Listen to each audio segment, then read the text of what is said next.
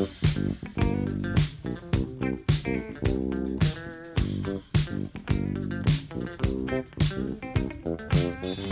cookies. I love cookies. I love cookies. I love cookies. Welcome to Cookies, the world's most influential basketball podcast.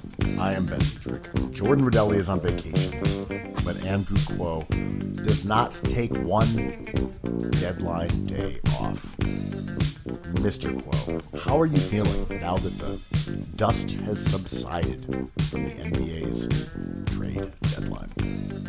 I feel pretty incredible, man. It's as if like it was a cinnamon dust. It's just like a cinnamon dust on my toast. Like a sugary, cinnamony mixture that would coat, say, a shrimp tail. Everything I touch gets coated in this sugary cinnamon. Computers, hot takes about the Knicks deadline, shrimp tails. You are a savory and sweet moth. Ooh, you know I love that combo. I like a little bit of sugar in my food. I know it's not in fashion to consume passive sugar like that, but a little bit of sugar rounds out a dish, man. I was at, I forget which place it was. It was like a hotel that was opening a restaurant and a bar. And I was doing a walkthrough for work one time just to interview the owner, a little column that was going to run in a local broadsheet. And the chef comes out, and this restaurant had not opened up yet. And he offered everyone a taste of some of the desserts that he was putting together. Yum. And they were all like chocolate confections, whatever. And he had some salt on one of them. And I was like, oh, I love it, man. Like, yeah, every chocolate should have salt.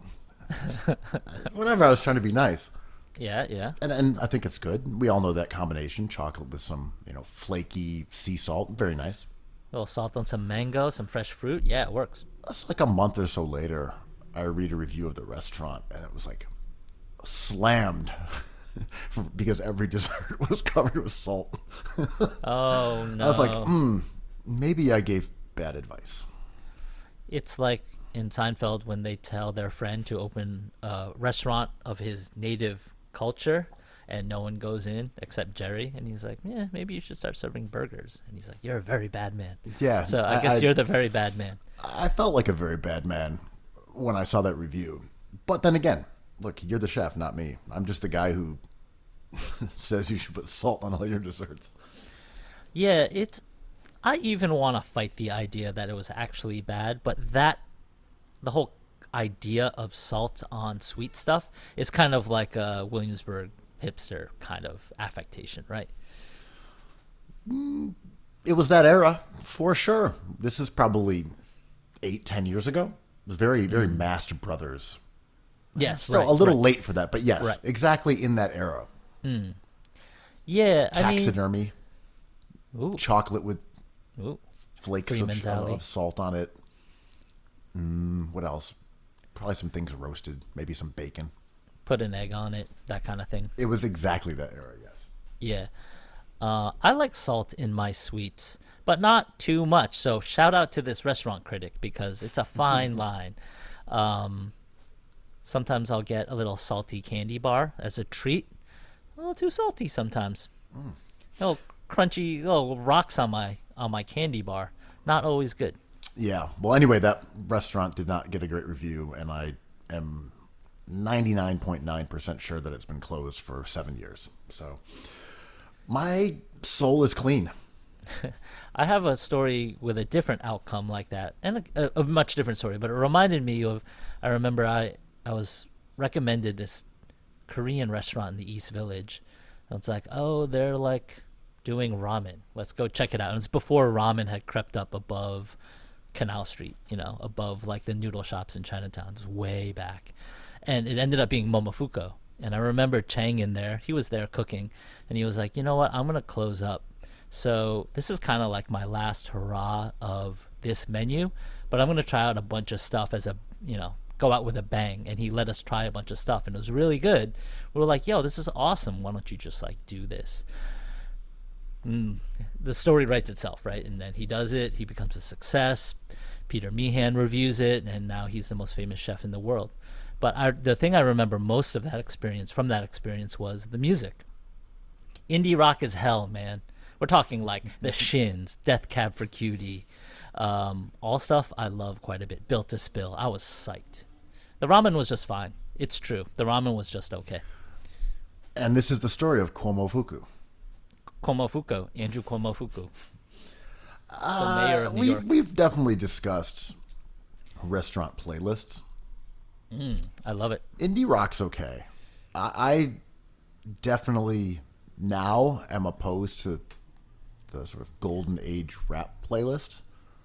The Rap Dad playlist really got overused, especially in New York City restaurants that were appealing to like people in their like late 30s, 40s, but didn't want to be stuffy. It's not even delightful to clown it anymore. It's just like I dead. agree.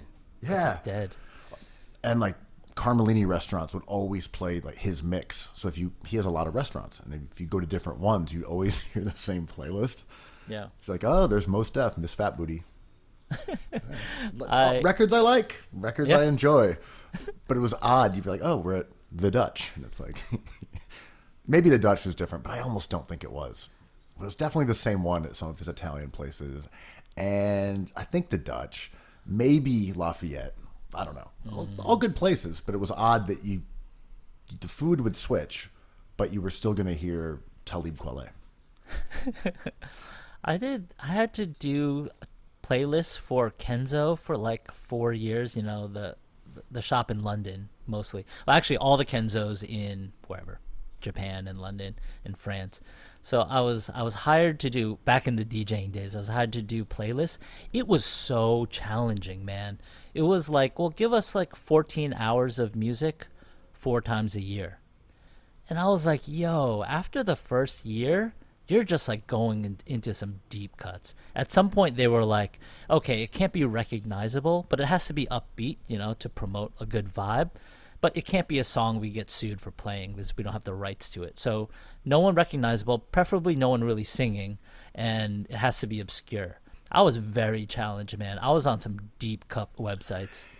Yeah, what do you think about that in terms of recognizability? I would say I agree that restaurants should not play recognizable music. It's tough, right? Because if it's music I like, I get super hyped. Like I went into, before the pandemic, one of my favorite places was, coincidentally, Kobar, David Chang's bar adjacent to his very expensive restaurant, but it was a cheaper bar. And one night I went in there and they just played Pinkerton from start to finish, which is like the second Weezer record, whatever.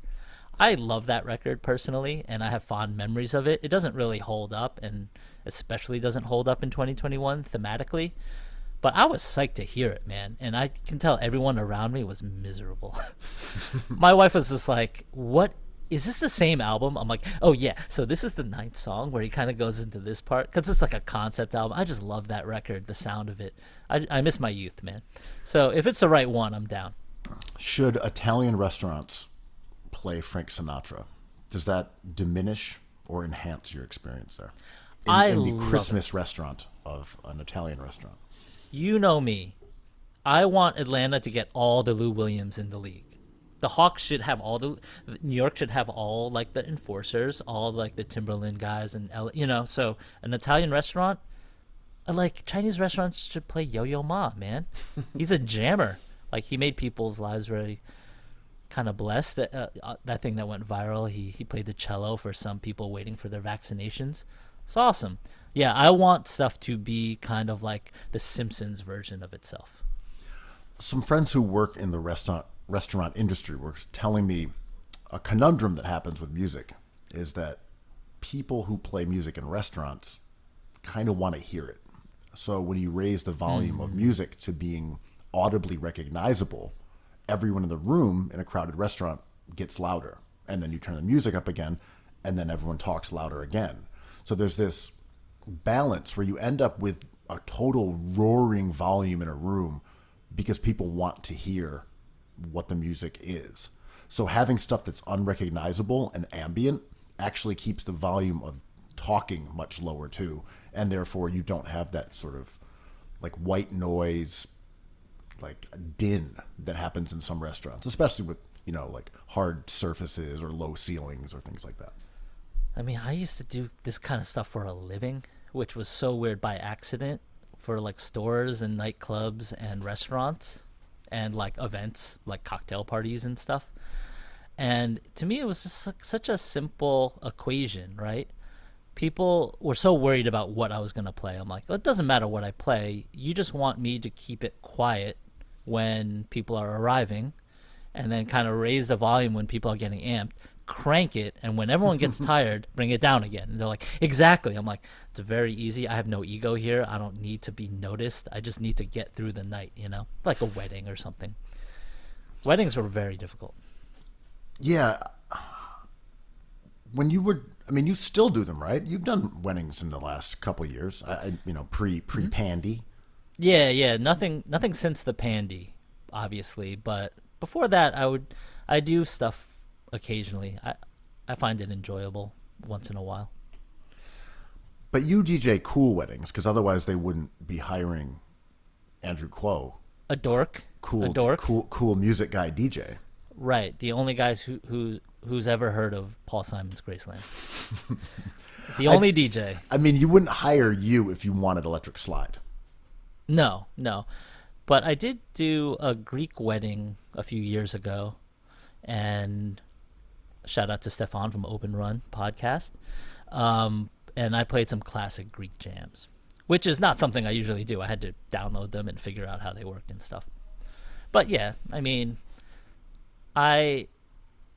it's not something I miss, man. I see a bunch of turntables and I get like PTSD for sure. It's one of the most stressful gigs I can imagine.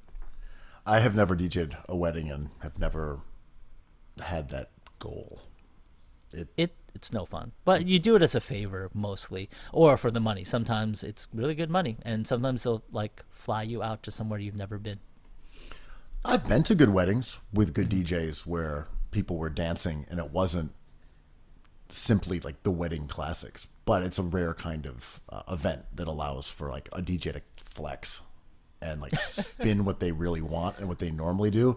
It's definitely like a music industry adjacent, DJ adjacent wedding that allows that kind of king-like behavior. Yeah, like I've been a present at a few weddings where they had like 4 real DJs that were probably very, very expensive, and they just kind of played, like Tom Petty, American Girl, like the jams, and a few deep cuts. Like if you're one of those like vinyl soul DJs, you do really well. I don't do really well because I like dubstep and drum and bass, so it's like it doesn't quite work around parents. But if you are a head, like a music head, then it's not that hard. I was at a wedding in Austria, and I believe the site was some sort of castle. It was not like a castle in terms of what you'd imagine, like from the King Arthur era, but I guess it was technically an old stone structure that had been a castle. Mm-hmm. And the DJ was playing like the 1999 New York City club mix, kind of, which was like Memphis Bleak, Jay-Z. Yeah. Incredibly fun. Great time dancing in a castle to Memphis Bleak. Like Fab, Cameron. Yeah, that exact era, like the turn of the millennium, like One Oak mix. That is a really wonderful era of music. Like it dated as hell, dad rock for sure, but like, yeah, at the time I have now I'm wistful. You've taken me back to 1999. That was a good era of music, man. Austrian castle, but make it Lotus Sunday nights. Wait, okay, it was in an Austrian castle. Mm-hmm. How popping did the party get? It's pretty popping. Does an Austrian castle make the wedding more or less popping? More, right? I would, in this case, more. I mean, it was, as they would say, lit, my friend. Wow. Was there things was there like a first dance? Did they do away with that? Was there like a moment where you had to cut to a speech, all that stuff, or was it just like a rager? Was it a rave? I can't remember because it was a rager. I love it. I love it. I mean, you were at my wedding. We Yes. did away with all that stuff. That's what I We mean. just- It was just a rager. Yeah, yeah. It's like everyone just hang out and be free. From the best of my recollection, in both of these events, I had beer. Just one? Yeah, I had a beer and beverage, and the rest was just raging. Garçon, I will have one serving of your finest beer. One of your Austrian beers, and I will be done for the night. Thank you, garçon. What a cause for celebration. I will have a beer. And shot of Jägermeister. Yeah, we pre-partied with some Jaeger as a tradition to our decades-long friendship. But, well, were there shrimp tails floating in these beers? I can't remember if there was any sort of odd crustaceans that had intermingled with the party snacks. I got to be honest, I've steered clear of the Hot Carl Twitter scandal. And when I say Hot Carl, I believe that was the rap name of the guy who claimed to have found dried pieces of shrimp tails in his Cinnamon Toast Crunch. I have he was down with, dutifully like, avoided investment in this saga. Are you invested, Quo? Oh yeah, I love this stuff. But but to backtrack, he was down with like MC Search, right? Like that was his original story, and then he produced perhaps the most awful show ever conceived on television, which is that like rap battle show with celebrities where they snap on each other, but they're like scripted rap lines and they drop the mic a lot. You know what I'm talking about? Is that the one with Nick Cannon? Wild and Out? Is that the Wild Nick and Out Cannon one? was the one with Nick Cannon, but maybe this is a different show. I think this is a different one. I'm trying never to think about it, so I don't even know the name of it. But I see like Haley Baldwin like dropping the mic like in between timeouts or in between play in NBA games. But anyway, so he's a producer on that. So he's like a marketing guy. I love scammers, so there's never a scammer story I dislike, especially when it involves a duck and a milkshake. Anytime that happens, I'm glued to my Twitter account, man. I am not scandalized by the idea of finding weird things in your food. I think that's a consequence of Part of cooking. of life and cooking, and you eat in restaurants. We've talked about the backyard of prosperity dumplings in the past. Yep.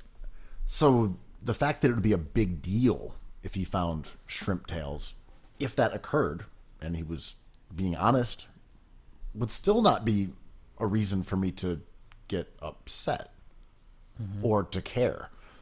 These things happen all the time. People will go to a restaurant and order something and something has fallen into it. I mean, I've talked about this on the pod. I remember ordering some fried rice at a restaurant and there was a rusty screw in it. Like, I didn't think about it again. Yeah, there's always that one person every few years is like, I found this deep fried chicken head in my bucket of fried chicken. I'm like, oh yeah, so it's a part of the chicken, and they probably produce hundreds, maybe thousands of these a day, and that was an error that should be corrected, but it's part of the chicken. But yeah, I mean, I agree, especially when you do so much cooking, like you realize there's dirt in every scallion. You realize like all vegetables are filthy and there's no enough washing of a salad to make it clean. Shout out to salad spinners, the biggest tell of the quar. But so this guy finds a bunch of shrimp tails in his Cinnamon Toast Crunch with a bunch of black specks like baked into it, allegedly. He took pictures that were explicit and it looked like poop. And these tails looked like they were delicacies from a party in the 1980s where they served shrimp cocktail and like what's an 80s drink, Crystal Pepsi vodkas. I don't know. That's 90s, my bad. So it looked, and he claimed like people were suggesting it could have been a rat that had nested in the bag and collected all this food, and this was like detritus from some sort of hoarding, and there was a string in it. And my first thought was like, what rat eats just the meat part of a shrimp, like a cocktail, and leaves the tail only? Like, rats are just gonna take down that whole thing. I would just take down that whole thing. You just eat the whole thing. So I thought it was funny, but it was engaging because he wrote it well. It was a well presented kind of funny thing on Twitter, and we soon find out that he does this for a living. And he was also, I believe, canceled in the process, right? Well, yeah, he's married to the girl Topanga from the show that I was kind of too old to watch, Boy Meets World, I think. And so that was kind of an odd coincidence. And then his ex-girlfriends came out and did not have nice things to say about him.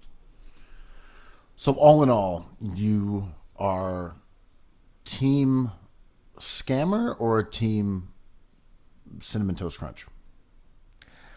I'm going to take the normie route and be like, we're all winners here.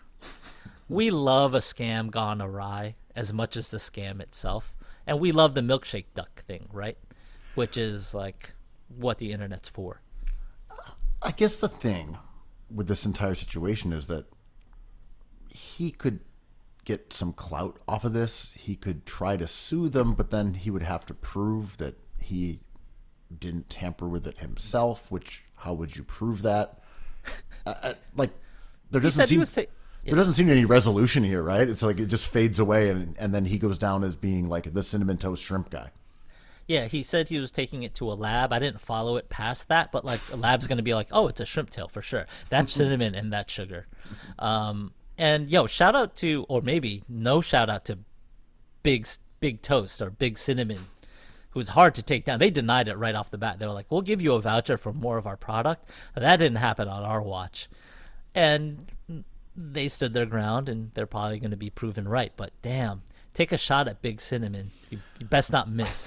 You come for the king. I mean, that was exactly what the restaurant did to me when I said, "Hey, this rusty screw is in your rice. Like, you want another free rice?" I'm like, yeah, what do you want? Right. Is that how this works? Yeah. But I do like a man, and I think like the internet gives space for this, and I think it's funny and entertaining, and then you just move on to the next thing, which is like the trade deadline or whatever. But I have no feelings other than like that was pretty funny. Has the scammer as a public archetype reached its saturation point? I felt like we had the year of the scammer already. And that was like 3 years ago with Joanne the scammer.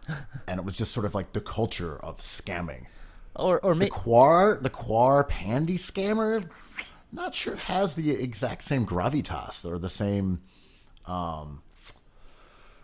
appeal, because like the Quar scammer was the guy who hoarded like N95 masks or like hand cleanser. You're like, ew, you're like a profiteer.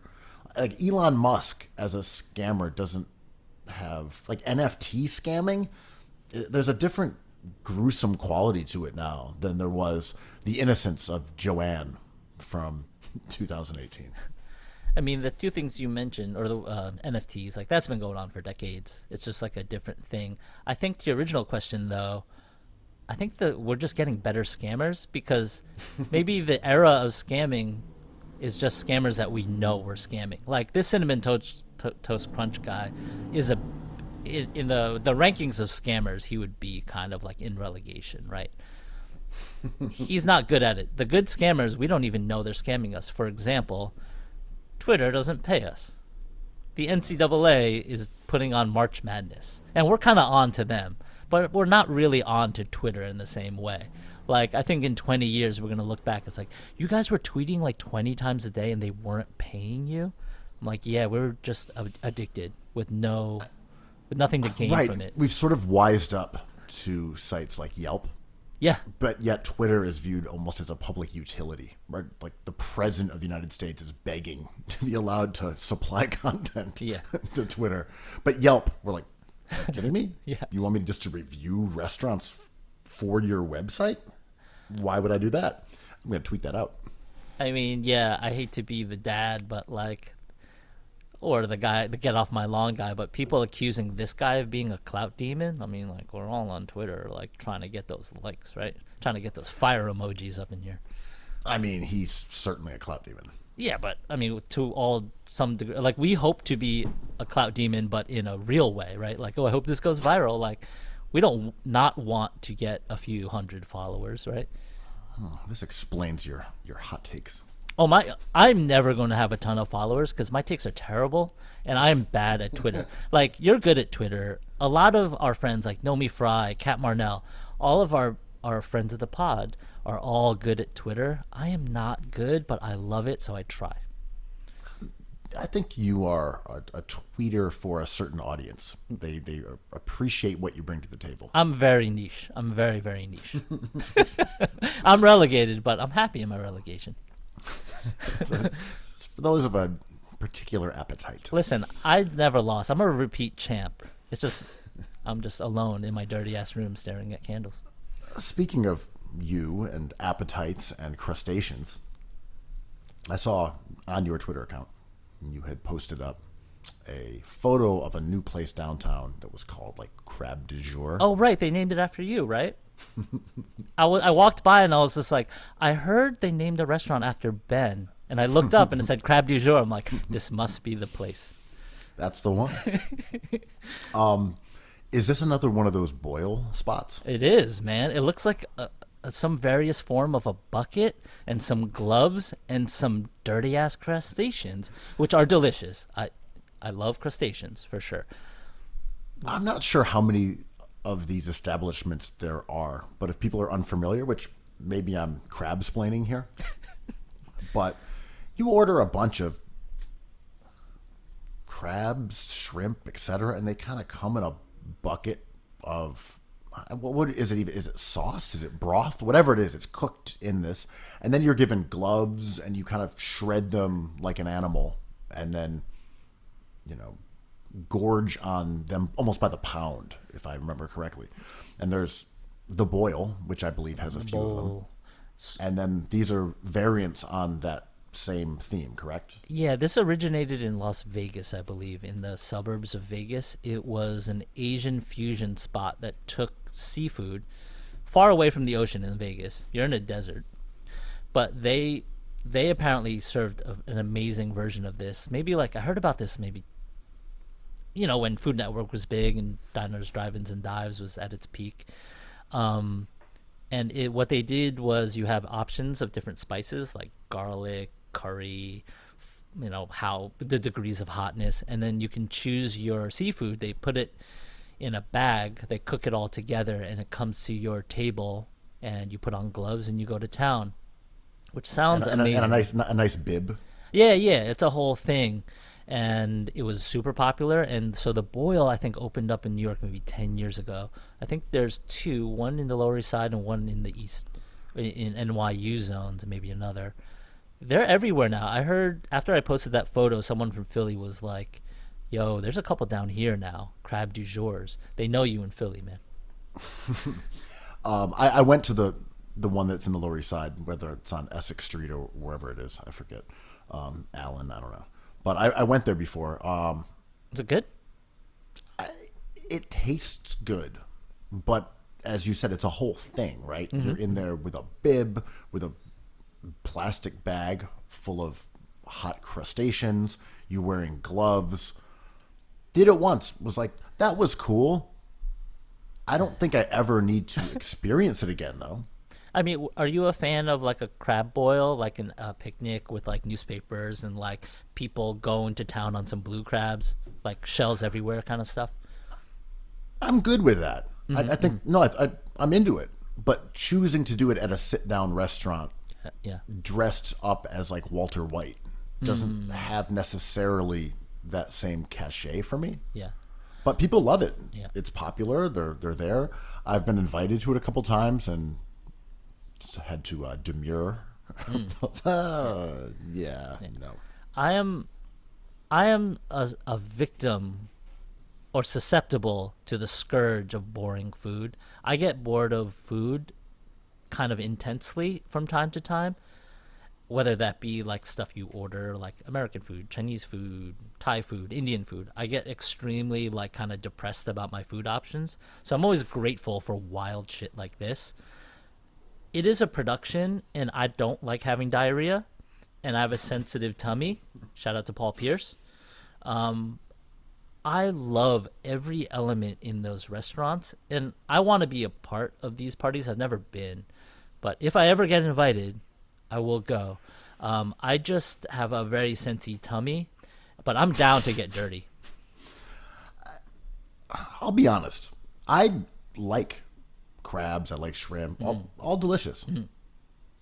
But I'm not really into like the taking apart of prawns as like part of working to eat. I quite love that, but I'm Chinese, so I just love picking like little bits of stuff, like a pomegranate. Taking apart a pomegranate, it's really pleasurable to me. I like that. There's something to me with antennas that just I just yeah, don't yeah. love them. Like getting some paella that has prawns in it, I'm never excited, even though I think prawns taste good. I just look at it and like, there's just a lot of antenna here. Yeah. A lot of feelers that are shooting out of my, my paella pan. Yeah, it's an adventure. I like it, and I like the people who do. I have a couple friends who like swear by it. And what I mean by that is like they'll wait in line for an hour at the boil to get their boil on.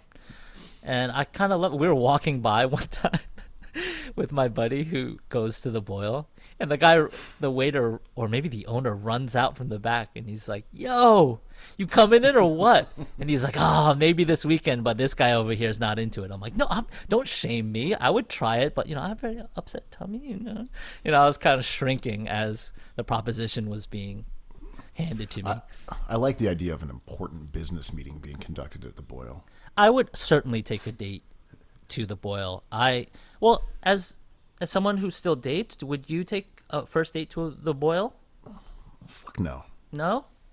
No, hell no. I think it'd be fun, man. I don't know. To me, it's like a shared experience that is like certainly delicious and not boring. Just don't get like the fire hot, the nuclear one. That's too hot. I mean, you've already indicated there are bowel issues at play. There's some risk there, man. There's sloppiness here, like that. You have not made a good case yet for why you would go there and not say, I don't know, tapas. Tapas is fun. Yeah, I mean, I just think like doing something that people can laugh together on, like that's always kind of I mean, I don't want to go like rock climbing on a date, but I don't know, having some shrimp could be fun. It could be. And I'm sure it happens all the time. It is. The boil is. It's a date spot for sure. Inevitably full of young potential lovers. Yeah. In there, covering themselves with spicy slop. Well, I love the tradition of lobster as like a splurge meal, which it is because it's really expensive. But it's just so 80s. Like when the cinnamon toast scam, popped up on my feed, it's just like every time the idea of shrimp cocktail comes up, it's just like a nice thought. I saw someone on Twitter talking about, well, it looks like everyone's predictions that it's going to be the golden age of athleisure post-COVID aren't going to happen. And I was very confused by that because, as all of our listeners know, post-COVID is for three-piece suits and tuxedos and funny hats and canes and monocles and things like that. Nice. But I'm not sure that the boil works post-COVID. Like you show up in your white, like, Tom Wolfe suit, pristine. Your white cookies sweatshirt, that crispy, saving for the first date. And then you go to the boil? That's what I'm saying. Like we're going to be dressed to the nines post-COVID. You can't go to the boil. You cannot. You don't want that smoke. Like post-COVID, we're all using like 7 different forks. I mean, the foods like the boil, like food that comes in a bag or like a hot pot, like that is gonna be tricky post-COVID. Although I think we're gonna learn quickly and snap back because food in bags and hot pots are really delicious. Like, we've been eating over sinks for a year. Now you're trying to give me a trough? This is not a toilet. Please. This is a plate. The entire experience they've described is just quar. You're gonna eat your food from a bag and then immediately race to the toilet. Sir, this is a bag. Thank you. This is a bag. I need a bathtub. I need to eat over a bathtub, please. Do you have some sort of, I don't know, maybe rectangular aluminum or metal contraption that I can eat this out of, perhaps with a faucet attached? Can I eat this lobster claw out of the window? Can I just lean out of the window and devour this clam? And next, they're going to be telling us to eat it outside before 11 p.m. Yeah, what's up with that curfew, man? Why is it not 4 a.m. anymore? Seriously. Like, what's happening? Why? Someone just forgot. Like, yo, make it 4 a.m. again. We're good. We know how to behave. Businesses need the money. It's good to spread it out, in my opinion. Yeah, good news. Bowling alleys can be open 24 hours a day, as well as gyms. What about the places that people would normally hang out after 11? Oh, no, definitely not. Do they still need to serve cheese and crackers? Shout out to Clandestino, Dime Square Day Ones. But like, why are you making people serve hot dogs and closing at 11? Like, I can't tell if the food thing is still being enforced at all, and I'm not saying this to snitch on anyone. I just don't know. Right? Because are they giving out tickets or what? Like, is this? There happening? are certainly some places that say, "Hey, you got to get this 25-cent, bag of shrimp." Yeah, sandwich, right. Bag of shrimp tails with a little bit of cinnamon. But overall, I've seen less and less of that.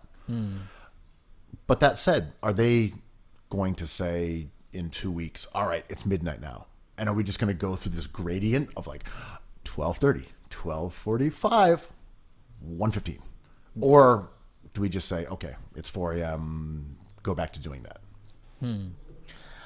It's as if the lawmakers forgot. I mean, they constantly forget about our happiness and like what makes our days like fun for us, which is like seeing our friends, and for the bar owners, like maybe like breaking even. So you're saying we're in the land that forgot time? Well, a lot's been going on with the governor, and like the mayor's kind of out, so like BDB doesn't really care more than usual. So Does he have any say in this? I kind of don't believe he does. I think it's all on Cuomo. and he's got a lot on his plate right now. So like, but he could just be like, give everyone what they want. I don't want to deal with it. Like he could easily do that.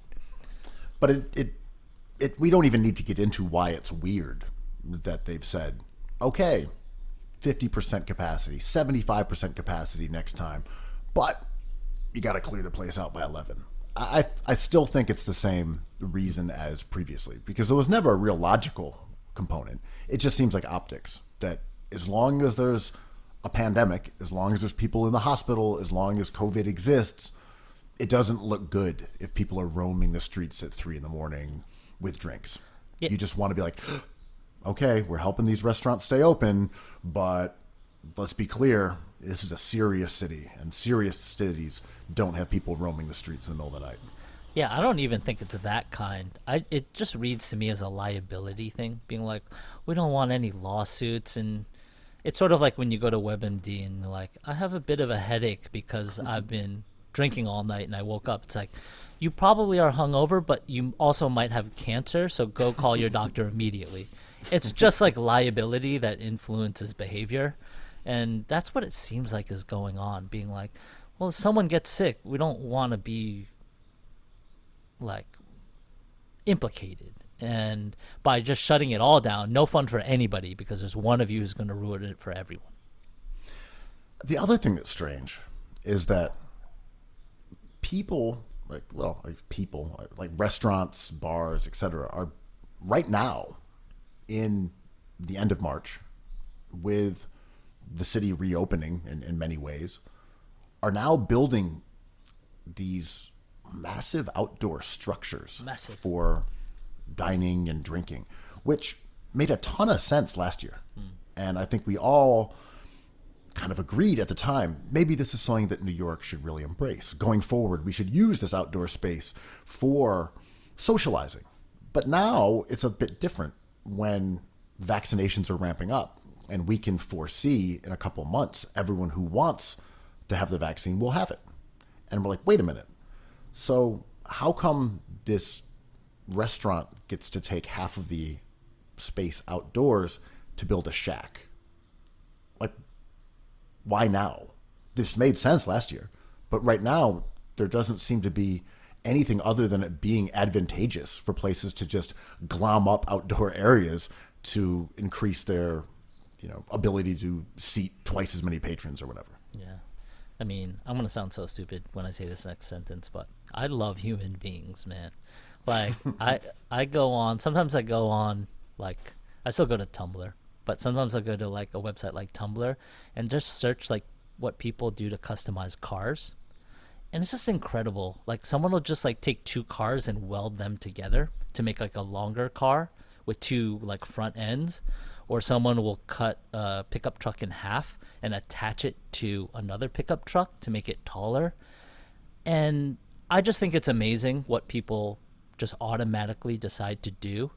And left to their own devices and without kind of penalty, if you saw half a city block that was not being used because businesses were closed and whatnot, you were like, I'm going to expand my reach 20 feet down, and I'm going to trick it out and put like a sound system in there, or even not. I'm going to paint it like brown and have like places where you can sit and eat my food. I think it's pretty amazing.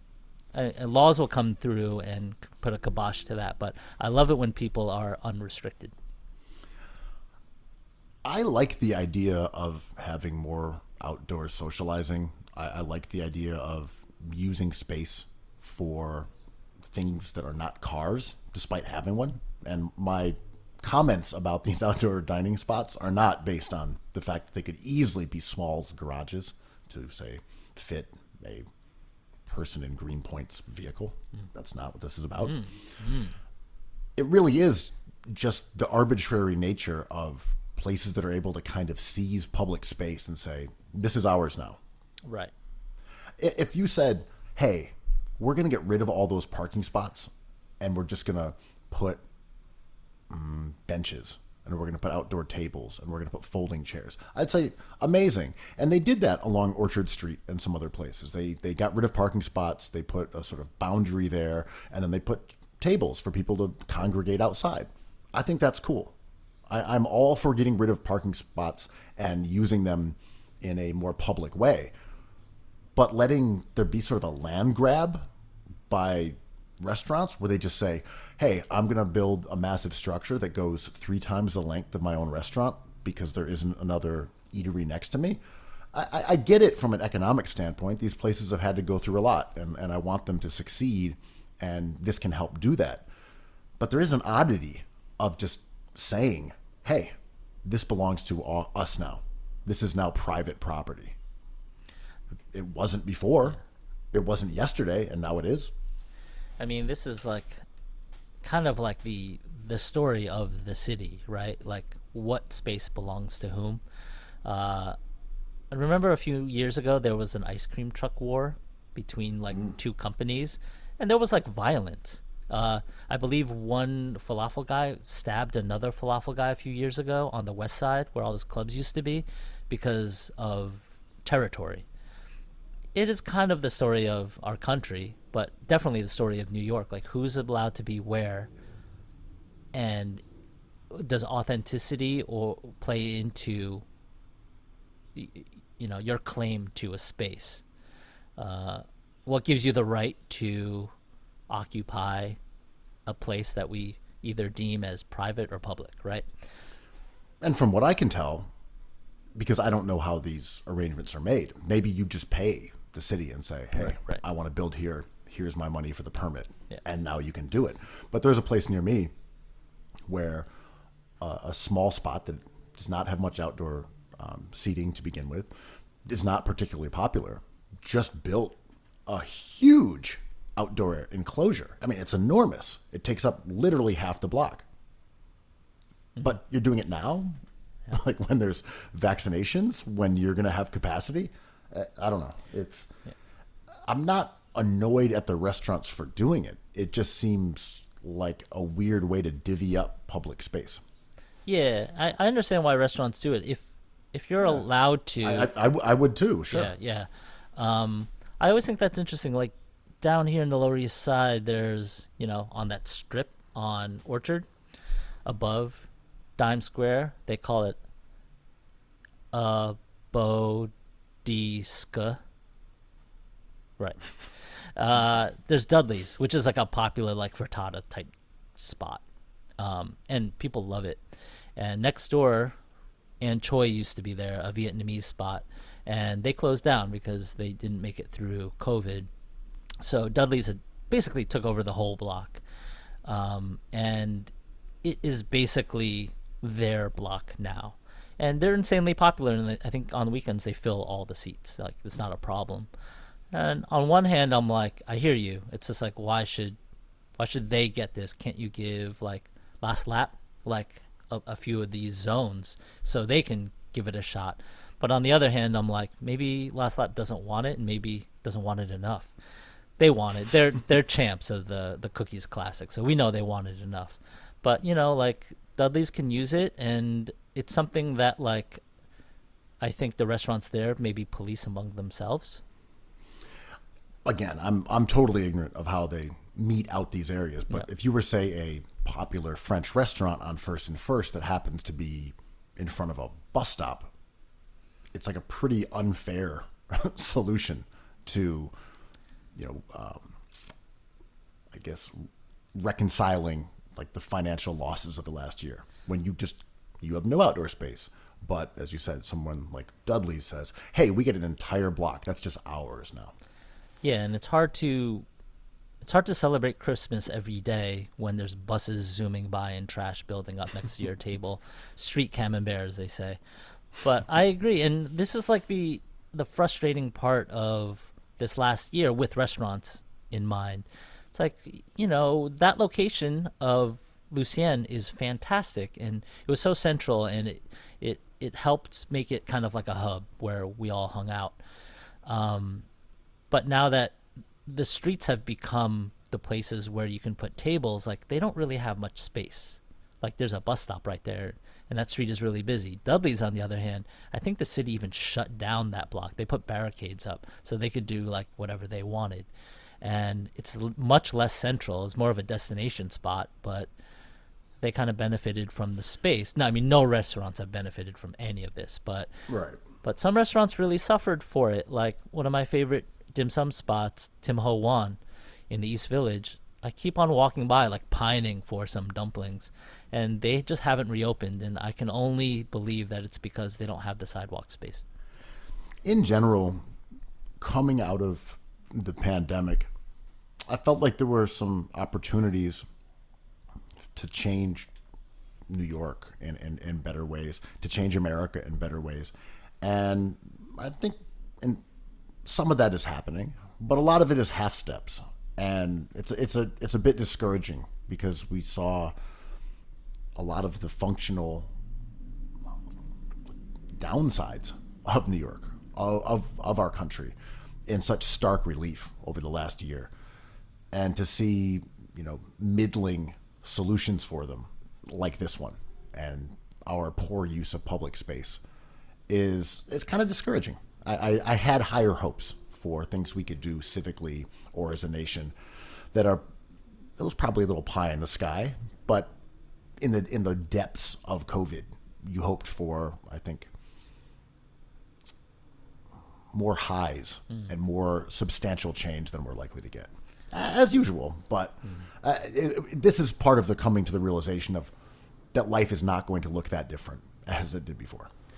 Yeah, I understand and kind of agree with that. Like, there has been no exponential like noticing of any creativity going on or someone with a solution that kind of checks a lot of boxes, right? Like solves a problem, gives us happiness, maybe presents a new way to proceed.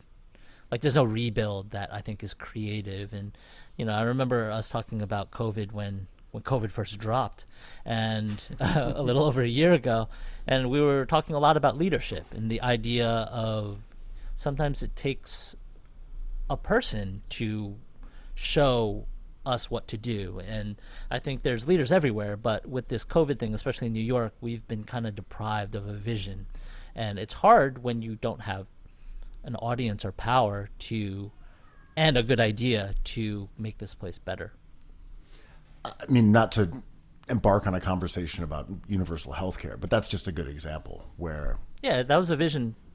Great vision. We saw this. And it was so clear with COVID how America needed to change and that our healthcare system was in complete shambles.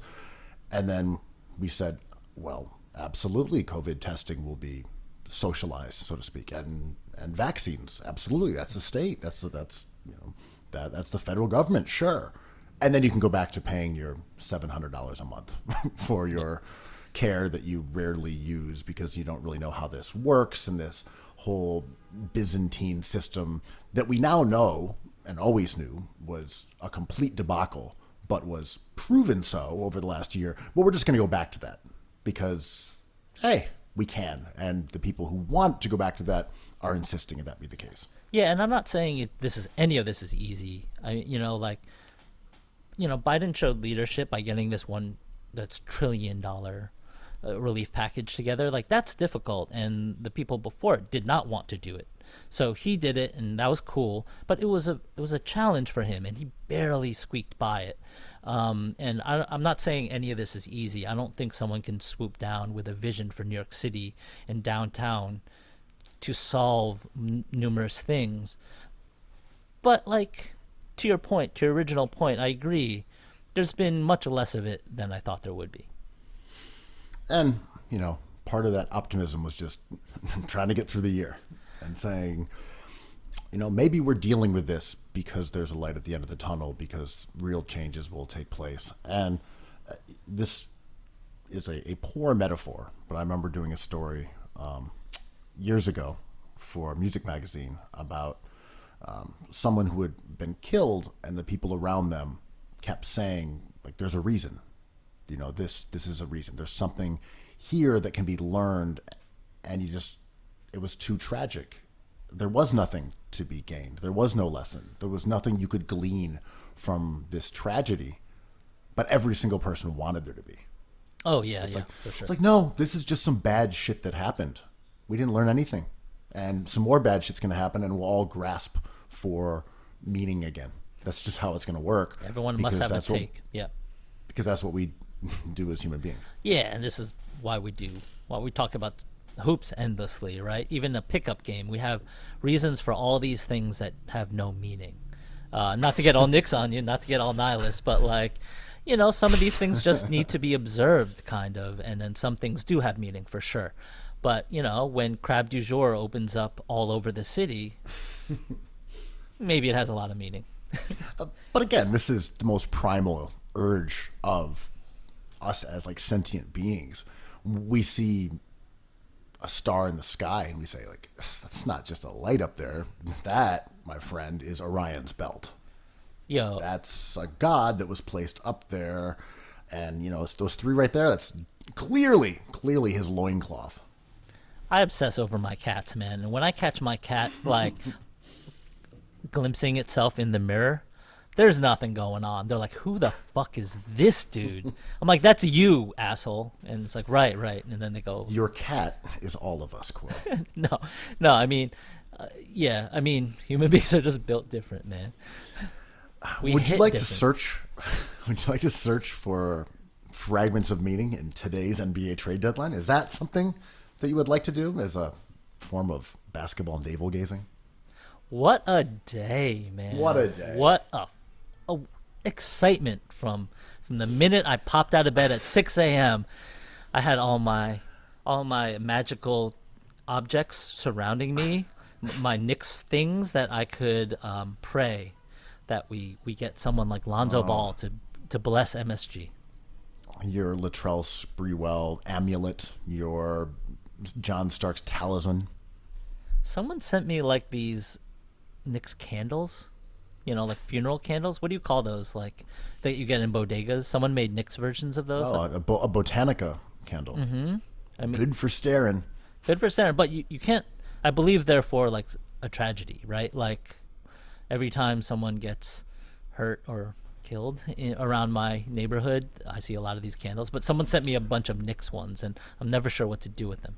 Well, I believe, and I don't know what I'm talking about here specifically, but they have different meanings. Okay. They're for different saints or different Okay. deities. So some would be for mourning, and some would be for, say, good luck. Some would be for money. Some are for Second round draft picks. some are for acquiring Terrence Ferguson for a second rounder. Yes. So, all right, let's go down the list here because it was a great Before we day. start- Okay, well, go ahead. On the excitement scale, Oh, I would say today was a 4. oh, come on. I'm not trying to be a buzzkill. We didn't see the big moves sure. that we hoped. Sure. The guys who shifted teams were almost all expected. There was no abrupt team that said, "Screw it, I'm sending out my star that you didn't know was even on the block." Everything was sure, fairly predictable. So that's why I'm saying 4. But things happened. Yeah. It was active. We got some swaps, some trades, some deals. Yeah. I mean, I love this league, but like I felt, there was an all-star that was traded, Nick Vucevic.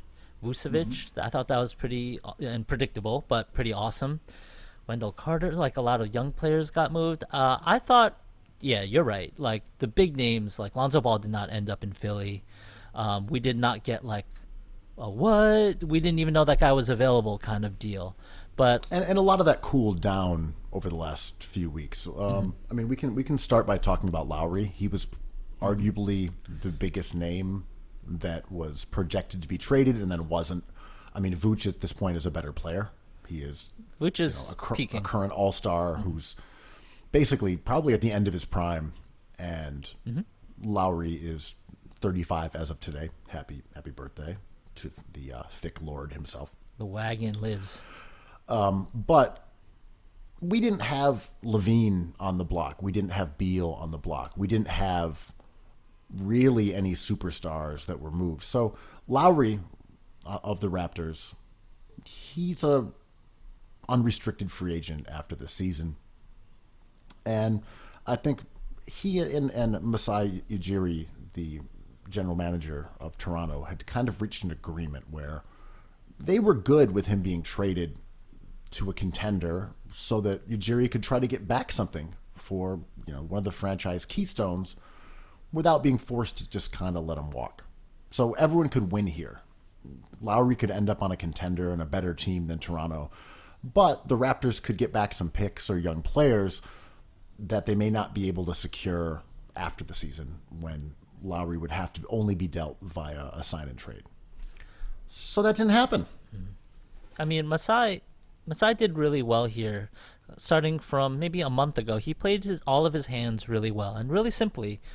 Everyone knew Lowry was expiring. He's getting older. The Raptors were losing, and it started the conversation. And he did everything right. He said, "I love Kyle Lowry. He's maybe the greatest Raptor ever. We're gonna send him to a place that he wants to go, maybe even Philly, because they have a good team and he's from there." And then he did the second right thing by being like, "Okay, here's the price," and it was very expensive, as we found out. He was asking for young players and first-round picks, which is a lot for a 35-year-old guy who was expiring. So pretty much a rental, but it would be assumed that he would re-sign with whatever team that traded with him for him. So Masai did really well here, and he kind of made everyone sweat it out. He created some roster spots that had everyone predicting a big move. And then in the end, the best thing, I think, was to keep him. And all this, he didn't make one mistake throughout this whole process. Now, I love the idea of Ujiri and Daryl Morey of the Sixers and Pelinka for the Lakers and Pat Riley and his crew in Miami all just sitting at the card table, just bluffing each other rampantly. And at the end of it, they all just put down their cards and walk away. It's kind of delightful because we thought it was going to come down to the final seconds. And maybe with half an hour left of the deadline, Toronto sloughed off to lesser known players who don't really get a lot of tick to create roster spots for an impending trade. Whether or not there was actually something that was that close to being done, who can say? But it's such a ballsy flex as a bluff, where you're negotiating with 3 different teams, and all of a sudden they see you making moves to open up spots. And he's like, look, I got another deal. If you add another first rounder, we can do it. And maybe there was no impending deal at all. And he was just doing that to try to ratchet up the tension. And at the end of the day, he didn't like the deals that were coming back and just said, cool, I'll hold on to him. Love Lowry. That's my guy. And those 2 guys who I traded off in the spirit of maybe moving Lowry, collateral damage. That's just like, those are, comes with the territory. And he didn't, I mean, losing Norman Powell was a big deal because he's good, but I mean, what did he, if he was bluffing, it's hard to figure out what he would have wanted, right? Like, was he saying, I want to have my competitors be preoccupied in my business so it distracts them from other things? I don't think that was his goal. I think his goal was just try to save face and maybe get value from Lowry. Like, every fan would say, like, so-and-so is untouchable on my team. But I like people who are like, well, convince me otherwise. Like that meme, like, convince me. And like James Dolan being like, yeah, the team is for sale. Someone make me an offer. And it's just like, the team is for sale. He's like, well, no, it's not. But if you want to give me something that I can't say no to, go ahead. And I think Ujiri kind of like let ourselves get the better of us. He did really simple stuff, and I don't think he really had a motive here. If I had to say there was a motive, I think it would be ensuring that people take him at his word. And I think that's important when you are someone who negotiates trades for a living, or at least part of your duties. That's a big deal. If you look at Houston, for example, Houston probably asked for a lot when they initially were talking about trading Oladipo. Oh, 2 first-rounders. At the end of the day, we'll talk about the Heat a little bit more, but at the end of the day, they basically just said, give us something and we'll be on our way. Ujiri did not do that. He sat there and said, here's the price. You pay it or you don't get Lowry. And I'm willing to open up spots. I'm willing to bluff. I'm willing to be like, there's a deal on the table. But if you don't pay what I want, you're not getting him. You can't sit there and sweat me out. I'll go home. Like, I'll take my ball and I'll go home. I'm not going to sell for less than I asked. And I think that would be the motivation for saying, not going to do it. Yeah. Because if you wait him out and he says, fuck it, okay, just give me a first rounder, I just want something, then why would you take him seriously next time he says, here's my price tag? Yeah, I agree. And let's not forget he saves face with Lowry himself, right? Like, in this whole process, Lowry could get up in his feelings, but I think Ujiri was transparent about it, and he valued his guy very highly, and he gave his guy space to make a decision this summer. So I think their relationship is probably fine, right? Oh, I'm sure. I think he did it as well as you can possibly orchestrate, trying to dump the most popular player in franchise history before he becomes a free agent, and you don't want to sign him. I think this is as delicately a dance as you can successfully pull off, where you say, I'm working with him. I'm going to try to guide him to a contender that he wants to play in, whether that's in his hometown, whether that's in LA with LeBron James, whether that's in Miami with Jimmy Butler and Bam Adebayo. Like, I'm going to try to get you where you need to go, but trust me, my dude, I value you. Yeah. So just so you know, I'm not just dumping you off somewhere because I don't want to trade you. Yeah. I want you here. I want to bring you back. Yeah. Like, my man, I don't want you out of here. Yeah. But I have to do it for the good of the franchise, and you will win as well because you'll have a chance for another championship. And you are 35 years old. I do think it's kind of a little sad that we don't get to see him one more time in a huge situation. Like, as fans and a fan of him, God, there's that tweet that went out from Molly Hannum that said, proof that you can have a ring and a fat ass and still be broken sometimes. Like, so great. And it kind of made me think about the thought that, like, as fans, it would be nice to see this player one more time, like on a run, right? Whether that be with the Lakers, Sixers, Heat, any contender, because I don't think we're going to see the Raptors in the playoffs at all. And maybe next year, but it's a year later. So as a fan, I'm disappointed he didn't get moved. But as someone who thinks, maybe tries to think about what he must feel, like, I'm glad he probably got what he wanted. You know, I think Lowry is still a very good player. For sure, yeah. He seems to be on the downslide a little bit. But I do think in a year, when next postseason rolls around and he has his pick of where to go, depending on how much someone wants to pay him, he decide between, you know, a last paycheck or the opportunity to win another title. Yeah, I think we'll see more or less this version of Lowry. I hope so. But, you know, if you were talking about investing in him right now, there are some reasonable warning signs that would prevent you from doing that if you were a team like the Sixers or Miami or the Lakers. And if Ujiri has a high asking price, you might say, well, look, man, this is a rental. You want picks. You want young players. He's 35 years old. He's not getting to the line very much, especially in comparison to how he used to. His defense seems like it slipped a little bit. We'd love him. We'd love him. But we're just not going to give you, one of the rumored deals was Thibault, Maxey, and 2 first-rounders. Like, Too that's much. Too That's much. just obscene. Yeah. That's absurd. That's significantly more than the Rockets got for James Harden. But also, I don't see this as a rental. I think it's an understanding that wherever he goes, it's been negotiated as an extension. That could be the case too. I mean, just quickly with Philly, I didn't think it was going to be easy for the Sixers to make a deal for Lowry because they don't have like an extra $15 million contract sitting around. It would have had to be Danny Green, who was a good player, and he's a starter for them, and he is a key to making their spacing work while keeping the defense intact. And they don't have another 3-and-D guy on the roster.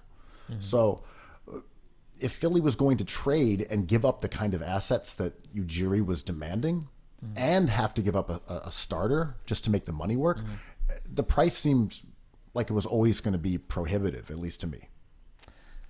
Yeah, I agree. I mean, I'm kind of torn here. I do think Lowry is going to age pretty gracefully as a player in the next 2 or 3 years. If that's just playmaking, like, I think he's got the right body to get older. I may like him a little bit more than what I think you're talking about, but I agree. The packet, just Maxey, might be too much. It has to be like a fake second and a contract, right?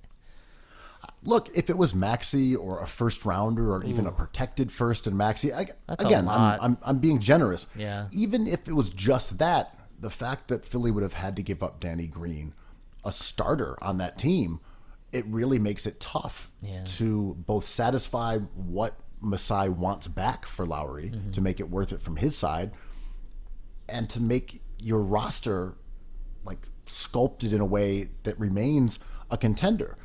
I don't even know what Philly would have done in terms of having a starting lineup if they traded, let's say, Maxey and Thibault, or let's say it was just Thibault and a pick even. Right, but Danny Green goes. Yeah. What do the Sixers do? Okay, so Lowry is your starting point guard. Who's at the 2? Are you going to start Shake? Shake? That doesn't really work. Yeah, I don't His love defense that. isn't great. He's not a volume 3-point shooter. Are you going to put Seth Curry out there? He's too small. You can't have a backcourt where both guys are 5'11". So overall, I just felt like Philly was not a great destination, despite the fact that He's from Lowry there. is from North Philly and clearly I think would have liked to play there. And Sixers fans were really, really enthusiastic about the idea. I just think Sixers would have had to go and get like a James Ennis and make Right. subsequent moves to make this one work, solely because the money situation made it difficult for Philly to both add him as like an upgrade without creating a new hole in the roster. Yeah, the enthusiasm for Lowry in Philly, to me, was all feelings, right? Like you said, he's from Philly, and then I heard a lot of like, well, he's a gamer, he has a championship. If the clock's running down, you trust him. I'm like, that's a feeling, a good feeling. He's done it, we've seen it, but that's not enough because the fit doesn't seem as good as Lonzo Ball, even. And I agree. I don't really love him on that roster. I love him as a player. If you can get him for free, yeah, but he's going to cost something. And also that perception that we've talked about, that the Sixers always need someone else who does things. Right. That's how right. they got into trouble with Horford and Josh Richardson last year. And The idea that Tobias Ben and Harris. Joe just Yeah. Harris even, that they just need someone to do stuff. Danny Green, no, he just stands in the corner and shoots threes. We need another guy who can break down the defense with the ball in his hand as the clock. No, you don't. Mm-hmm. No, you don't. The Sixers' offense in their starting lineup is phenomenal. They have one of the best net ratings in the league. Their offensive rating as a unit is like 123. Yeah. They don't need more shot creation. Yeah. That's not an urgent issue for the Sixers. So I think the perception of he's from here, he is a North Philly guy, along with the idea that I don't particularly agree with, that the Sixers are really lacking half-court creation. I think those things combined were really potent and really appealing. And we don't have to stay on the Sixers this long, but me and you have been talking on the side a lot about, like, I did not like what I've seen from the Sixers lately, and I'm worried about them. Let's say everyone's at full strength going into the playoffs. Everyone's healthy in the field. Oh man, I'm worried about them. I'm not loving Doc Rivers' coaching point of view. A lot of ISO, a lot of like switching onto players that don't really benefit him. A lot of like eating into the shot clock. The pace seems off. He seems to rely on the talent of his players, and as we know, sometimes talent runs out.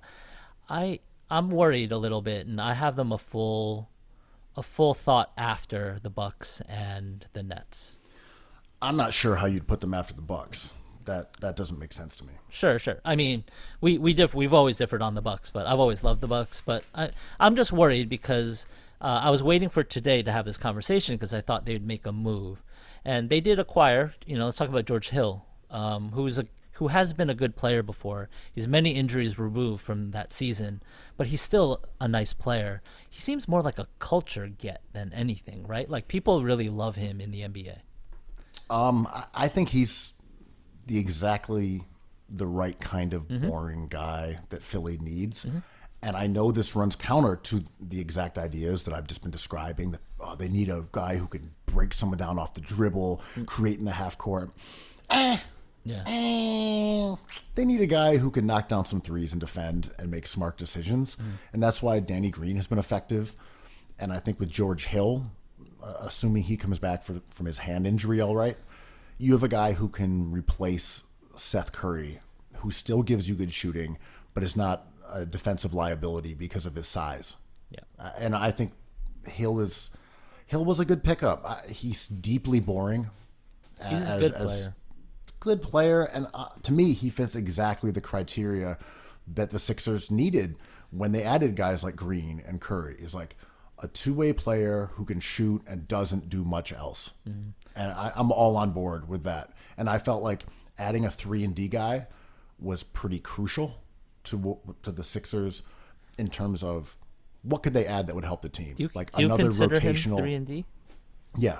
Interesting. Decent defender, very good shooter, can handle the ball a bit. Yeah, I see him more as a facilitator, playmaker kind of guy. Yeah, he can do that. I mean, I think he's probably better at those things than Seth Curry. Yeah. In terms of passing. Yeah, I guess, he's been a release valve a bit for his teams, with LeBron in Cleveland.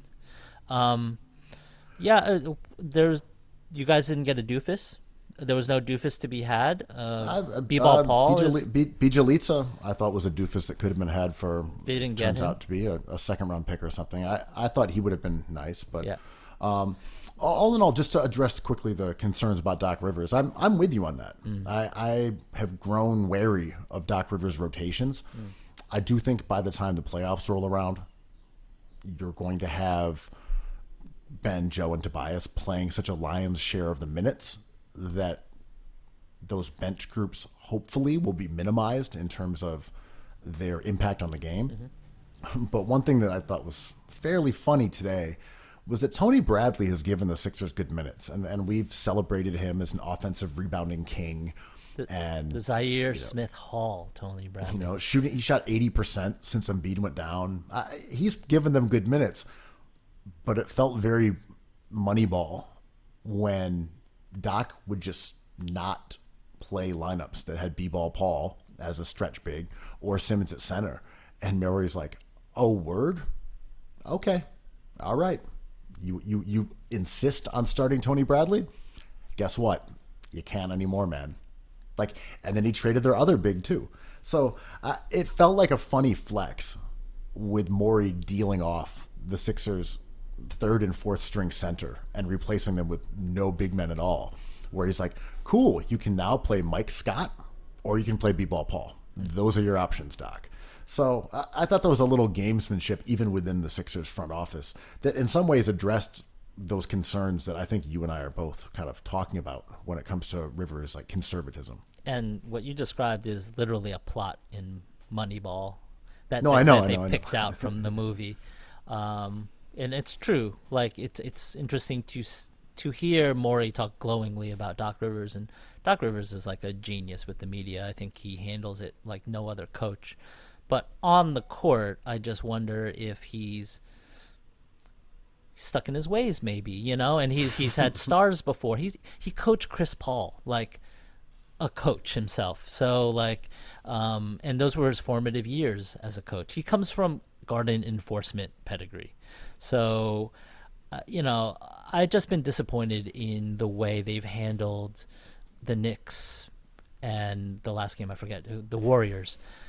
Those games they were way too close, man. And you can see this team kind of fumbling, looking for a direction. Talk about leadership. It's like Danny Green looking around, hesitating, and throwing up a prayer and it swishing. That was their offense.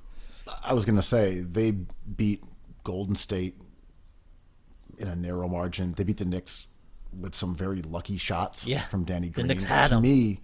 To me, those were an indictment of Doc Rivers as being stuck in his ways and very stubborn. But because they won those games, people said, Doc, he's got this scrappy bunch of underachievers without Joel Embiid winning games. And I'm looking at it and I'm saying, there's no reason the Sixers should have this grisly offense. No. What are you talking about? You have Ben Simmons, who is could be the fulcrum of a fantastic offense by himself. You have Tobias Harris, who's a borderline all-star caliber player this season. Look around the rest of the roster. You have Danny Green, you have Seth Curry, you've got Korkmaz, he's a shooter. Everyone is just a shooter or a ball handler. The reason this team is struggling is because Doc made it so. Doc decided that they would run these lineups with two non-shooters for entire games, and it created scores that were like 2003. Okay, it's going to be 102 to 97. And everyone says, the Sixers offense sucks. They need half-court creation, but the defense is amazing. I'm like, this is Doc's comfort zone. So Daryl Morey making a move that takes one of those cards out of Doc's deck is pretty funny, especially as you said, he's been so gracious in talking about Doc and saying Doc makes all those decisions. That's not about me. And then on the other side, it's like, yeah, but I'm the one who actually builds the roster. Let's talk about the other competitive teams in the league. About damn time. How do you feel the Lakers did today? They're waiting for the buyout market, right? The Lakers didn't do anything, right? Yeah, I mean, I was surprised they didn't make a move for Drummond, but they might just wait for him to become available to the league. I imagine them trying to make a move I'm sure they offered something to Lowry. Windhorse, I don't necessarily believe all this stuff, but Windhorse said Masai asked for Tucker, and the Lakers balked at that. I mean, that's crazy to me. Because Tucker's expiring, right? But right, it doesn't make sense. But he's a big part of their run, I think, Tucker. But I can't remember his first two names. Torian, what's his full name? Like Talon Horton Tucker. Yes, my brain. Like a decent young player. I like him, but he's a restricted free agent after this year. He's not putting up big numbers. He's a good like player, him. though. I like him, Yeah. but he's clearly an overrated prospect solely because he plays on the Lakers. And the same way that, Hero is a overrated prospect because he was part of the Heat's title run last season and had a couple big games on a national stage. He hasn't played well this year either. So if either of those were holdups in the acquisition of Lowry, I'm not really sure there was even a great deal to be had for Ujiri, right? He kind of has to pull the plug. If you can't get Hero and you can't get Horton, why even bother? It's interesting, right? Because like the apex predators in the playoff field kind of didn't do much. Like the Bucks are set. I think that team is good to go. The Nets, waiting for KD, maybe stuff here and there. The Sixers kind of like did the right thing. Good day for the Sixers. The Lakers are just waiting for their two clutch guys to get healthy. And then like the second tier of predators, the Nuggets and Heat, kind of made some noise. And I found their days to be really interesting. Like arguably the Heat had the best day, right? They didn't have to let go of Hero, and they acquired some real help with Oladipo. So I'm not impressed that much by any of the guys that the Heat acquired, but they are talent. And they're more talented than they were going into today, and they didn't give up much to improve. So I think the Heat are today's big winners. Yeah. It's not that they locked in, say, a championship run, but they fortified the roster at pretty minimal cost. So they got Bjelica for, I believe, some second rounders. Yeah, and that enabled them to keep a stretch five to be on the court while they dealt Olynyk off in the move that landed them Oladipo. Yep. And then they also are apparently the front runner to grab LaMarcus Aldridge as a buyout. Depot's had a tough year. He's going to be a free agent coming up. He has a vested interest in playing as well as possible and being part of this team. But there did not seem to be a lot of interest in him around the league because otherwise Houston would have traded him somewhere else. I know. I love that he is the classic Knicks kind of target, and everyone was was linking them together because it made so much sense, and I don't think the Knicks even looked at him. But I agree with you. Like LaMarcus Aldridge was a good player a few years ago. He's a borderline Hall of Famer. I think he's in that conversation. Probably doesn't get in, but he's a little washed, but still useful. Like I think he can definitely help the second unit, and in a pinch, if Bam misses games, like having LaMarcus there is certainly beneficial, and they didn't have to give up anything for him. Right. Is LaMarcus better at 8 minutes a game than who you would have had otherwise? Probably. And if so, that's a net win, right? I like Olynyk, though. I'm an Olynyk guy, man, and they let him go today. There is no doubt that LaMarcus Aldridge is a downgrade from Olynyk at this point. Olynyk is kind of good. For sure. He can shoot, he can pass, he's big. Yeah, he's not a dummy. Aldridge can't defend anymore, and he doesn't really have reliable three-point range. He can make them sometimes. Yeah. But again, that was why they brought in Bjelica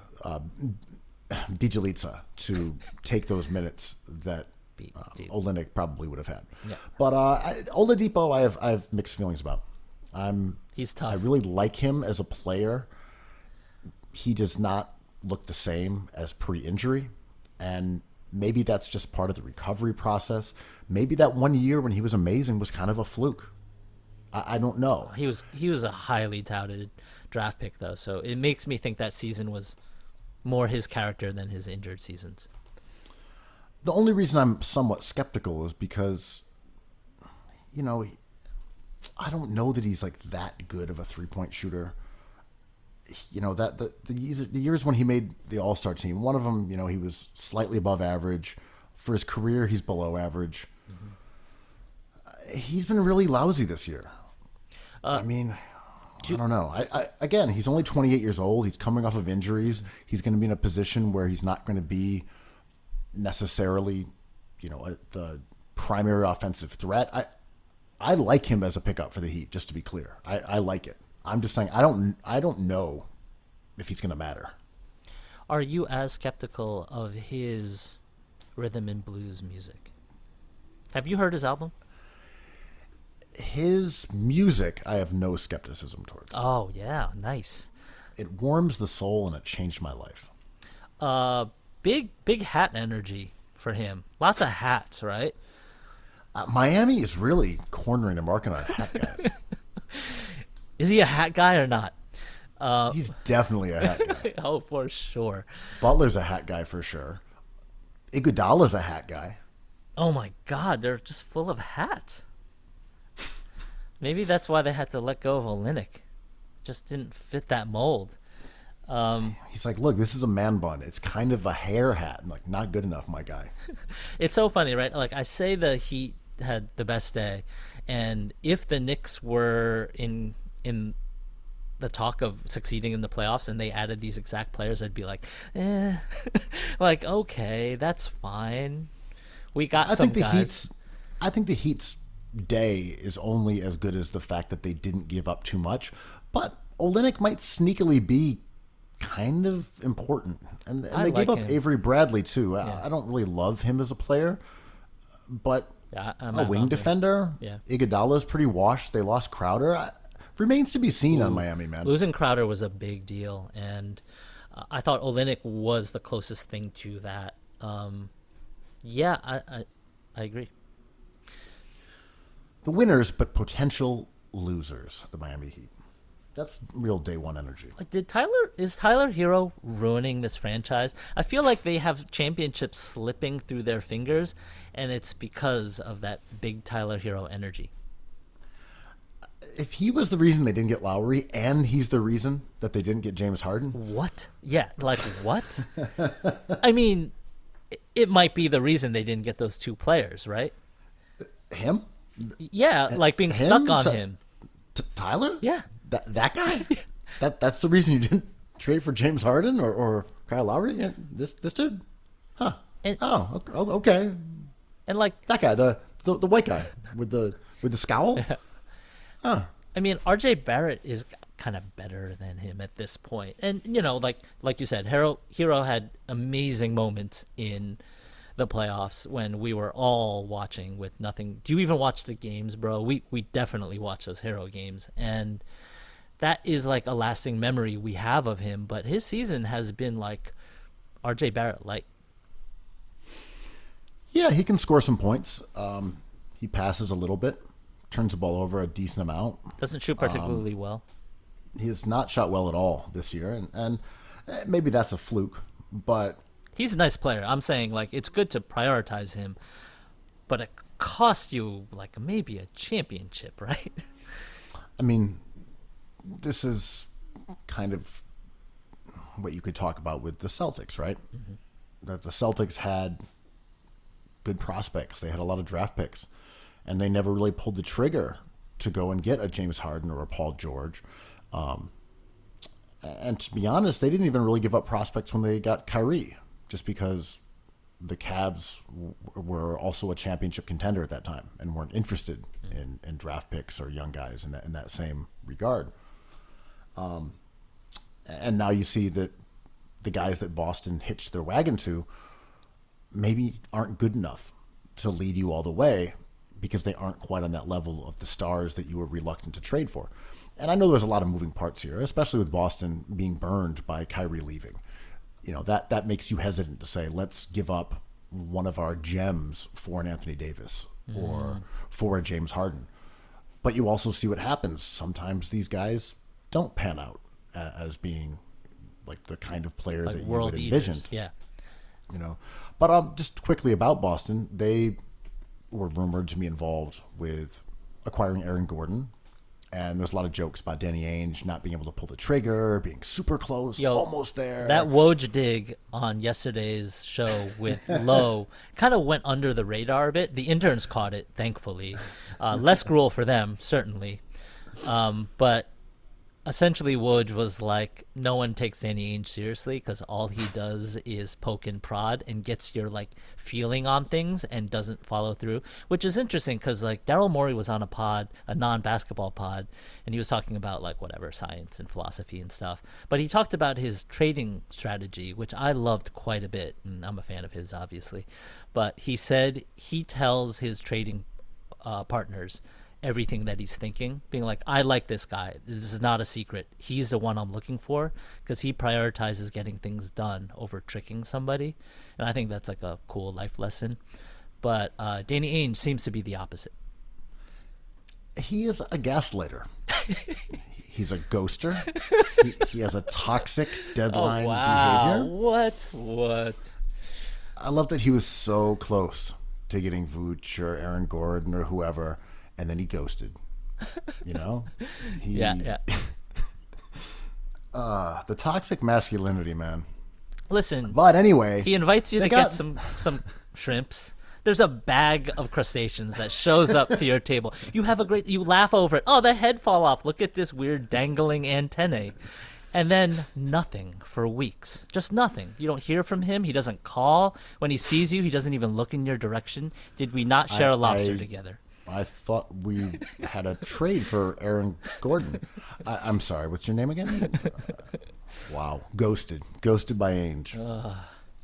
So they ended up with Evan Fournier, who's a solid player who seems to be the fourth version of players that they already have. Mm-hmm. Like, I don't understand that at all. You know. It's the third version of the same guy that they have. Like, you know, I'm obsessed over this. My seldomly read and referred to Twitter account is always on this, which is like Boston is always trying to add players onto their big two, which is Jaylen Brown, Jason Tatum, obviously, until they recognize that the problem is the redundancy between those two very valuable young players. Like, they're not a threat in the East. I look at that team, and I think all these players that they have in a vacuum are valuable or good or quality. Oh, it gets you Malcolm Brogdon, right? Like, one of those guys gets you a Brogdon. Like Tatum, yeah. You know, he's a good conventional wing, two-way player, league average volume scorer, great. Jaylen Brown, kind of similar, more sort of creative abilities off the dribble, maybe not as good of a defender. Kemba Walker, and gifted off the dribble, too small. Fournier, good player, good shooter, can score. They all sort of do the same stuff. Yep. None of them are connective tissue. You know, that's one of the things that Gordon Hayward brought to that team. For as much mockery as he rightfully receives, shout out to Gamergate, he actually was a pass-first player. Al Horford was a pass-first player. Yeah. Both of those guys, they were the kind of guys. Jay Crowder before them. They didn't, like, Crowder worked too because he was a 3-and-D guy. Yeah. They don't have a lot of guys who fit in the cracks and say, hey, give me the ball. The first thing I'm trying to do is find someone with a better shot. Mm-hmm. They have a bunch of guys who get the ball and say, first thing is me scoring. After that, I'm going to try to find someone else.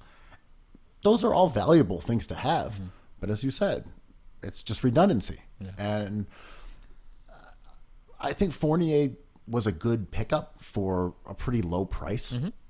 They didn't really give up too much to get him, and I think he's a good player. I would have liked Philly to acquire him for a similar price tag. Mm-hmm. It was almost nothing. Mm-hmm. But I don't know that he makes too much of a difference on this particular Boston team. Yeah, scoring is not their problem. It's like this. Like it was odd to read that they were maybe putting Marcus Smart on the table. Like, without Marcus Smart, they are worse than the Knicks. I mean, they might be worse than the Knicks now, but Marcus Smart is kind of the only outlier skills player they have, right, with his defense. And the only guy who kind of fits that category that we were discussing that isn't like a score-first player where everything else is sort of secondary. Yeah. He's a defense-first guy, a passing-first guy, a connective tissue guy. Yeah, and he can kind of quarterback a defense, and when teams are trying to switch on a player, he can kind of counteract that stuff. Like, I really love players like that in Draymond Green. God, the Draymond Green versus Dennis Rodman debate on Twitter. That was really weird. Draymond Green is so much better than Dennis Rodman. It's a tough one, though. And I saw Tony Allen jump in, and the Grindfather is an He's amazing good. defender as well. Arguably the best pure perimeter defender, maybe. I think that's a reasonable Sure. claim for him to make.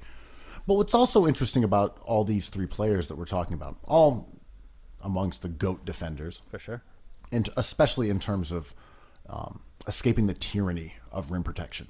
Like, get out of here, Olajuwon and Robinson and Gobert. Like, you guys are boring. We know you defend the rim well. Let's talk about guys who do cool stuff defensively, because that's far more interesting than Theo Ratliff's. Right. Is that Dre does have an advantage in that the game shifted in a way that enabled him to exploit his unique abilities of mobility, basketball IQ, and being able to guard 7-footers despite being like 6'7". He may have been a part of that shift too. I think that's true. But Rodman would never have been enabled to do some of those same things just because the game was different. He was always going to guard, 3s, 4s, 5s. Yeah.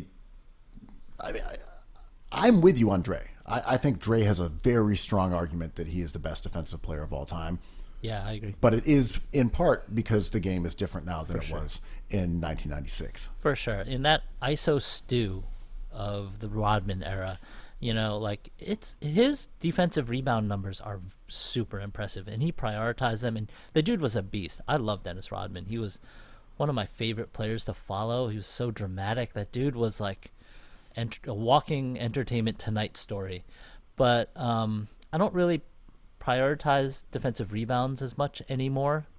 And I think Draymond Green, in the era of switching and screening and seeing how difficult that is to combat, and him being such a genius at it, like, this guy's just like on another level. It's funny when you think about Rodman is that one of his very unique talents was also being the best offensive rebounder of all time. Rodman's So it is good. rebounding, He's but good. that's actually not a defensive skill. Yep.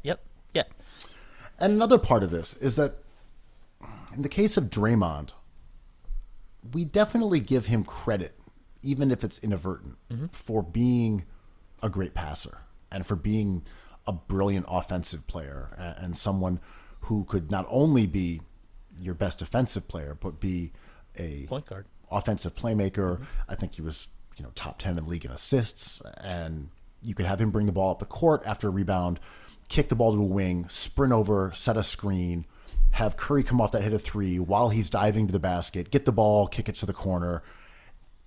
It's hard to separate that from him as a defender, right? Definitely. Because if he didn't have those abilities, we might look at him like, say, Ben Wallace, an undersized, switchable, aggressive, brilliant defender. He's good. But that added offensive thing, it makes you think about him as more futuristic in some ways. Absolutely. Yeah. There's bias there because overall Draymond Green is the better player. They have as many accolades and championships, and that doesn't get in the way, thankfully. But you're right. Like, Draymond being also a really great offensive player kind of pushes us into a direction. But before we get too much into history, I want to talk about two other teams today. Denver and New York. Let's go Denver first, man. Do you like that Aaron Gordon acquisition? I'm not a huge Aaron Gordon fan. I think he's a good player. I think adding a guy who can give you some rim protection, give you some rebounding, some toughness, catch some lobs alongside Jokic, that's cool. I think Jeremy Grant has been missed by that team this year.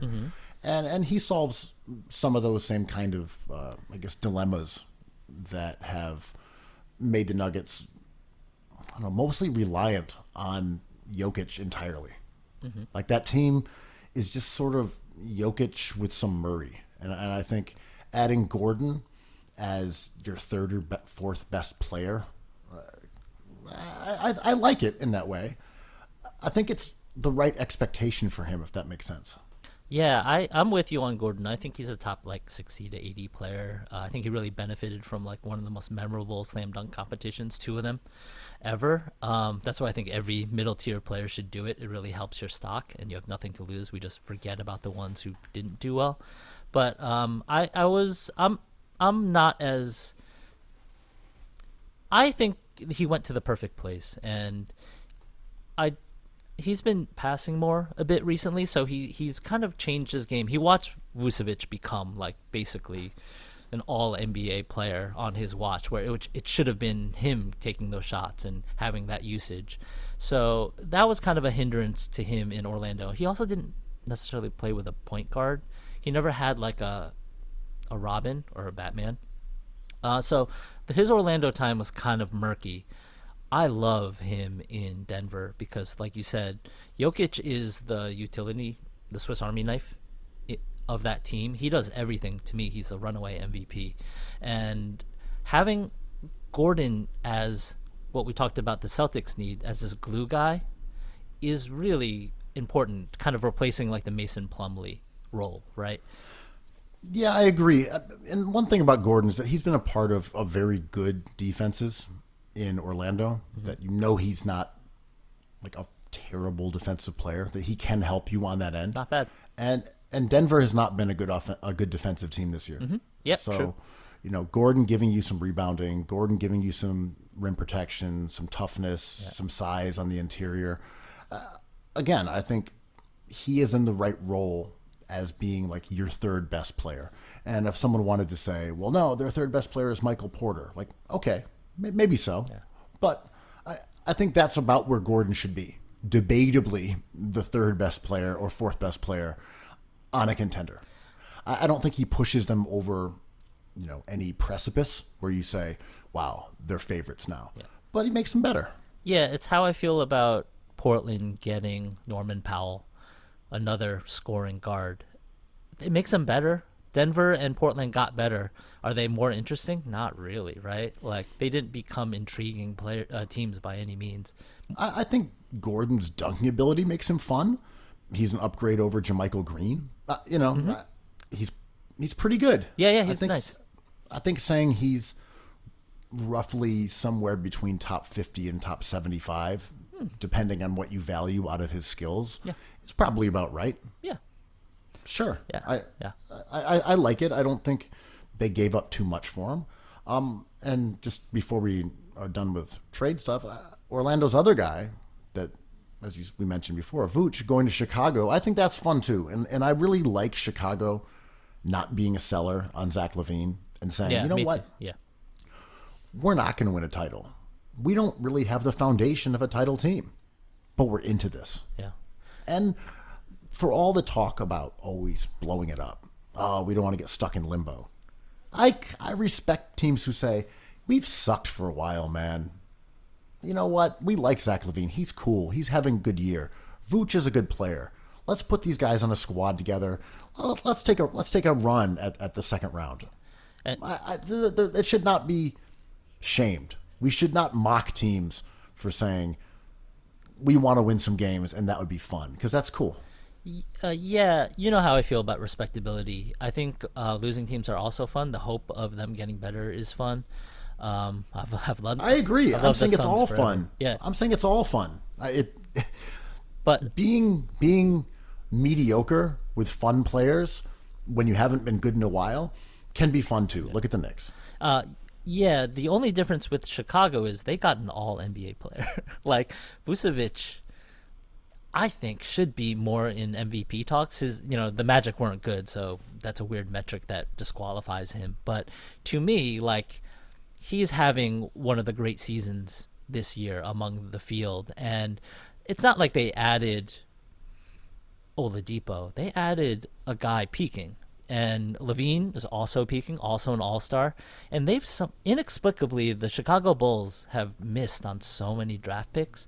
I thought Wendell Carter was going to be better than this. I was not really into Kobe White, but those guys got benched for like Satoransky and your boy Thaddeus Young, who's balling, but like those are egregious misses in the draft. And to kind of put a Band-Aid on it with an all NBA player is nice, man. Like I'd be psyched if I was Chicago. I'm not going to go as far as you on him being like a dark horse MVP candidate. Sure. I don't think he's anywhere close to that, but he is really good. I'm a fan. And look, he's 30 years old. This is probably his last few years, 1 or 2 more Yeah, years. give him a shot on a team with another excellent player. Zach LaVine's an all-star. Cool, you got 2 all-stars now. You know, that's more than Chicago has had since Derrick Rose left. Or since, Derrick Rose got injured. They have 2 all-stars in their starting lineup. If you're the Bulls, you know what? You're cooking right now. Are you going to beat the best teams in the East and march your way to the finals? Almost certainly not. But 2 all-stars is nothing to sniff at. There aren't a lot of teams who have 2 all-stars. And I know that's an arbitrary criteria for how good guys are, but still, hey, I'm not mad at Chicago. I'm like, yeah, shoot to, finish 10 games over 500, try to get in the second round. It's cool. Yeah. And they gave up a couple first-round picks and Wendell Carter. It was not a cheap purchase for them. No, it cost him quite a bit. But Vooch is good. I mean, just to support my MVP thing, I'm just curious. Like 25, 12, and 4. He's a beast, man. His BPM is 5.6. His true shooting is 56. Very good player. I mean, true shooting is league average, and he's not much of a defender, but he's good. He's not as bad as he's a league average defender, coupled with his incredible offense. Like, that's a good player, man. I agree. I mean, he is a Sixers culture guy. I get it. Larry Brown tutored him in the winning ways of the feral big. He seldomly had, I mean, whatever you think about defensive box plus minus, of his whole career, he's only had like a couple seasons that were negative, and it was by a fraction. We value rebounds too much in general, but I like what Chicago did only because they got Vooch. Like, if the Knicks did that with like another player like Drummond, I wouldn't be as excited. And there's rumors that Drummond might happen. I totally agree. I'm saying I'm happy for them because they have 2 like legit all-stars who are both very good players. It's definitely different than if they said, all right, we're adding Drummond or even DeRozan. Yep. They're solid players, but Vooch is a very legit all-star at the end of his prime. Let him go somewhere and try to win in the playoffs. Orlando's cooked as a franchise. Cooked. But they got some nice picks, and the Bulls are in the hunt, man. So I think they can probably get in the play-in, so they might make some noise in the play-in, which is music to my ears because I want the Knicks out. And the Knicks had a nice day today. Ferguson is whatever player, he doesn't matter. But just picking up a second-round pick for Austin Rivers, I don't know. I got greedy because I love that they got something good for Amorai. Which one, I'll never know. It's some dog barking on the garden court, and he ended up turning into eventually Emmanuel Quickly. So I got a little greedy, but a second-round pick, maybe a number 56 pick for Austin Rivers is fine for me. What's interesting about the Knicks is that we still don't really have any more idea if they mentally view themselves as buyers or sellers. No idea. I know. There was that article in the Post that showed sort of a schism in the front office between one guy who wants to be like the Sam Hinkie and acquire assets and flip guys like Nerlens and Alec Burks the deadline, which they didn't do. And then you have Thibs, who publicly said, "Let's add some vets. Let's get some old heads players in here. I like good players. Bring them in." And they did nothing other than, which was essentially just scooping up a second rounder. Nothing for moving salary around, which again I think is a good move for the Knicks. But we did not get an inkling of really where they see this team going. They weren't sellers. They weren't buyers. They didn't really do it. They just chilled out. I think they probably had a really tumultuous week and day arguing about this stuff, according to that Post article. But I am very grateful as a fan for the things that they don't do. And there was rumors of DeRozan and Drummond, and they still might get Drummond in the buyout market. They're still connected eventually, but I'm grateful they didn't get a vet for a bunch of young assets or draft picks. And I know I always talk trash about Knicks fans on Twitter, But let me dig in even harder. These guys are morons, man. Like, they're just like, you know what? Nah, forget the draft. It's now. Respectability. We're on the cusp of respectability. I'm like, dude, you're on the cusp of respectability because of RJ Barrett, who you drafted. And, you know, my most extreme take is like, see what the league wants for him, or see what the Knicks could get for RJ Barrett. Just like put out feelers, because I don't really have a very high ceiling for him, and his contract is okay. You know, a number 3 pick gets paid, but I don't know. True. People should also understand that you are okay with the actual Ponzi. People accuse Hinkie of being a Ponzi guy. You don't mind the Ponzi, though. Well, how so? How am I profiting Just off this? No, just flipping it forwards, always, because you don't mind. Your until you get a your biggest star. fear, right? No, I mean naturally, but your biggest fear is always being trapped. Oh, yeah. In purgatory. Yeah. Which is clearly where Chicago is kind of going here. Yeah. But I'm saying, I'm not about respectability. I'm about entertainment value. If you as an organization say, you know what, we could dump everything and start from scratch, or we can wait on that, and we can try to win for a couple of years and see what happens, I think that's a totally reasonable approach to running a basketball team too. But this is where I give credit to Knicks fans, because I think entertainment and fun comes with doing smart stuff like getting Emmanuel quickly. And that was kind of like a nice play. They turned Amorai, which one, I'll never know, into this guy that we're excited about. And we learned very quickly that he was exciting. We just had to see a one game in the preseason. We're like, oh, this is going to be a fun season. Like, we learned very quickly. So we're not mired in misery. So if we do smart things, like, it's a quick fix kind of in that regard. Well, this pod has been anything but a quick fix. A lot for the happened. dedicated Cookies listeners. 2 hours, a marathon sesh, And every minute more perfect than the last. as always. Cookies. Cookies. Cookies. I said it. I love cookies. I love cookies. I love cookies. I love cookies.